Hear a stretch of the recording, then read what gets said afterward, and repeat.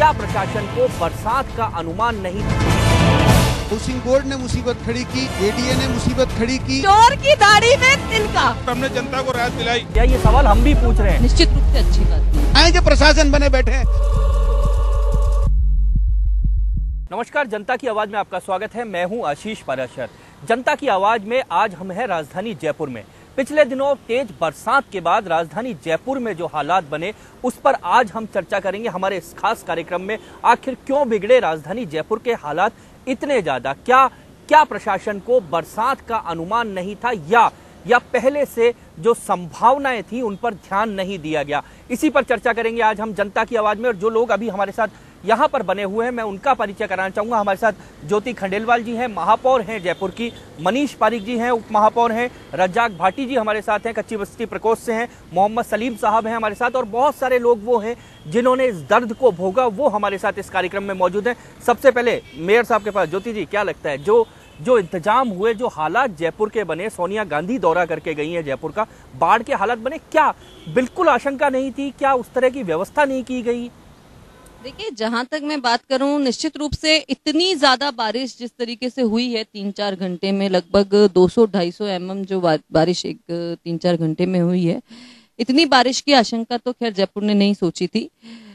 लेकिन जहां तक मैं बात करूं कि पानी भरने की या नुकसान होने की, कच्ची बस्तियों को जो नुकसान हुआ है, गरीब बस्तियों को जो नुकसान हुआ है, उनकी तो वो निश्चित रूप से वो एरिया ज्यादा रहा है जहां पर कि वो नाले के बहाव क्षेत्र में रहा है या लो लाइंग एरिया रहा है, जिनमें विशेष रूप से जैसे हम देखते हैं मदरामपुरा वाला एरिया जो तलाई में ही बसा हुआ है, गिरधारीपुरा बस्ती है, जवाहर नगर वाला जो एरिया है, जो ये जो नारी के नाके वाला एरिया है, तो जनरली जो एरिया जहां पर कि नाले का बहाव क्षेत्र है और वहां पे अतिक्रमण किया गया। लेकिन उसके अलावा भी अगर बात करें तो निश्चित रूप से सड़कों पे पानी भरने की समस्या जयपुर शहर में हुई है और मैंने तो इसके लिए समय समय पर आवाज भी उठाई है कि आखिर फिर ज्योति जी, आपने आवाज उठाई है, समस्या कहाँ है? मैं समस्या क्यों? का जिक्र कर रही थी आशीष जी। सड़कों पे पानी भरने की जो सबसे बड़ी समस्या है कि जब सड़क बनाई जा रही है तो न तो उसके स्लोप का ध्यान रखा जा रहा है और न उसका ड्रेनेज सिस्टम का ध्यान रखा जा रहा है। और ये समस्या आज की नहीं है, ये पिछले बरसों से चली आ रही है और उसका परिणाम जो है वो देखने को मिलता है कि जो पानी है, कई जगह तो आप ऐसी जगह देखेंगे जयपुर में जहां पर पानी वहां इकट्ठा है, हम सब जानते हैं और मैंने प्रयास भी किया कि पानी तुरंत निकले भी, लेकिन कोई निकलने का कोई रास्ता ही नहीं है।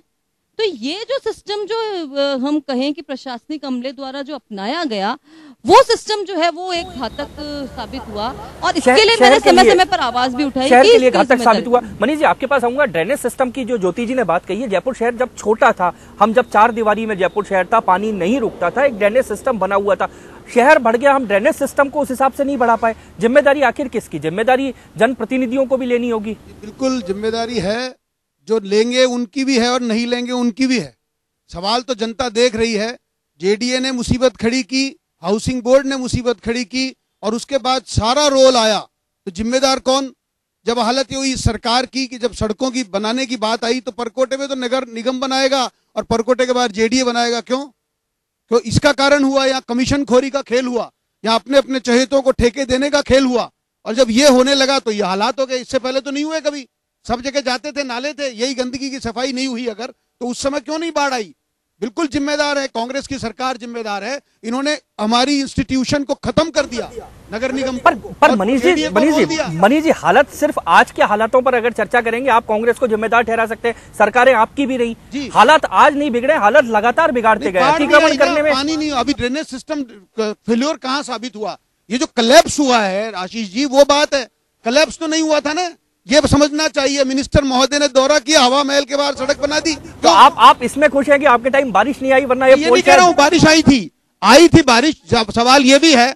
लेकिन मैं ये भी कहना चाहता हूं कि ये कलेप्स हुआ है, आप देखेंगे कितनी गंभीर बात है। रात को 2:30 बजे बीजेपी के पार्षद हो या जनप्रतिनिधि हो, वो सड़क पे आ गए और यहाँ पे राज्यपाल महोदया ने कॉल किया, वो खुद मदरामपुरा चली गई तो कलेक्टर साहब को सूद आई, तो वहां पर सांसद महोदय गए, तो वहां पे महापौर महोदय गई। सबसे बड़ी बात यह है कि जो जनता है वो किसका इंतजार कर रही? वहां जिस बारिश ने किसी का इंतजार नहीं किया, तो जनता राहत के लिए किसका इंतजार करे? और वो बिल्कुल अनाथ सी रही 2 दिन तक। ये बताते रहे कि ये तो बाढ़ है ही नहीं, ये तो थोड़ी सी बारिश। मनीष जी, मुझे लग रहा है कि जब ये बाढ़ या हालात पैदा हुए, रज्जाक साहब आपके पास आ रहा हूँ, क्या लगता है कि राजनीतियों में ज्यादा उलझ गए हम, कमियों में ज्यादा उलझ गए हम, खामियों में ज्यादा उलझ गए? इसी तरीके से जैसे भी पारिक साहब कमी में उलझ रहे थे, उसी बात को मैं कहूँगा, अगर यही बारिश अगर बीजेपी के टाइम में आती तो कांग्रेस के लोगों ने, कांग्रेस के प्रशासन के अधिकारियों ने इसका पूरी तरह से इसका मुकाबला कर करके और हमने जनता को राहत दिलाई। और नगर निगम को तो मैं धन्यवाद यूं देना चाहूंगा कि रात को 2 बजे जैसे जिस टाइम पे घटना हुई, उसी टाइम से नगर निगम के अधिकारी जो थे एरियो में अपने अपने एरियो में जाके और काम करने चले गए।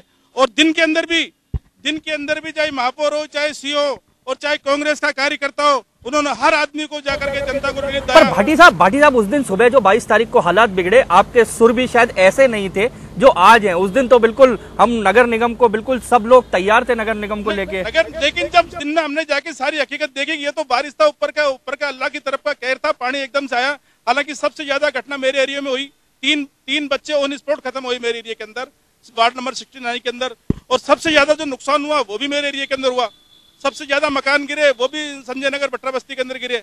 लेकिन जैसे ही दिन निकला तो हम लोगों ने वहां पर पहुंच करके और जिसको जिस तरह का जो रिलीफ दिलाना चाहिए था, चाहे कोई सामग्री की बात आई हो, खाने की बात आई हो, जनता का सामान जहाँ बह गया उसकी बात हुई हो, हमने हर तरीके का जनता को रिलीफ दिया। बाटी साहब आपके पास एक बार, मेयर साहब आपके पास दोबारा आ रहा हूँ। ज्योति जी क्या लगता है, बारिश शुरू होने के साथ साथ शायद मुझे लगता है कि शहर की राजनीति भी बहुत तेजी से शुरू हो गई बारिश के साथ साथ ही? देखिए, मैं तो ये बात कहना चाहूंगी कि एक ऐसे आपदा के समय पर जिस तरह की राजनीति की गई, निश्चित रूप से अच्छी बात नहीं थी। क्योंकि मैंने तो स्टेटमेंट्स देखे, सुमन शर्मा जी के भी मीडिया के माध्यम से पता चला हमारी महापौर तो पता नहीं कहाँ है और कहाँ खो गई है, उसको ढूंढो। जबकि मैं खुद बाढ़ नियंत्रण कक्ष में वहां पर बैठी हूं और मैंने खुद संसाधन वहां पर उपलब्ध करवाए हैं, बढ़वाए, मनीष जी खुद गवाए, क्योंकि वो खुद बाढ़ नियंत्रण कक्ष में आकर के 5 मिनट ये बोल करके चले गए, यहाँ पे तो कोई व्यवस्था नहीं है, यहाँ पे मड पंप नहीं है, यहाँ पे जेटिंग मशीन नहीं है, यहाँ पे जेसीबी नहीं है। नहीं है बोलने से थोड़ा काम होता है आशीष जी, काम करवाने से काम होता है। उन्हीं मड पंपों की संख्या को 3 गुना किया गया, उन्हीं जेसीबी की संख्या को 2 गुना से ज्यादा किया गया, उन्हीं सीवर जेटिंग मशीनों को अपनी स्थिति में काम करने लायक लाया गया, तब जाकर के जनता को राहत मिली। जहां तक ये बोलते हैं, एक बात और आशीष जी मैं कहना चाहूंगी यहाँ पर, कि जहां तक ये बोलते हैं कि बीजेपी के जनप्रतिनिधि फील्ड पर थे, बीजेपी के कार्यकर्ता फील्ड पर थे, तो मैं ये बात तो गलत कहती हूँ। और इसके लिए तो मैं तो मीडिया को भी धन्यवाद देना चाहती हूँ कि हमारे चाहे 3 विधायक ही थे जयपुर में, मंत्री जी थे, बृजकिशोर जी, प्रताप जी थे, सांसद थे, वो फील्ड पर थे और उनको आपने फील्ड पर दिखाया भी समय से। धन्यवाद इस बात के लिए मीडिया के कि कांग्रेस की जो काम किया गया उसको आपने दिखाया भी।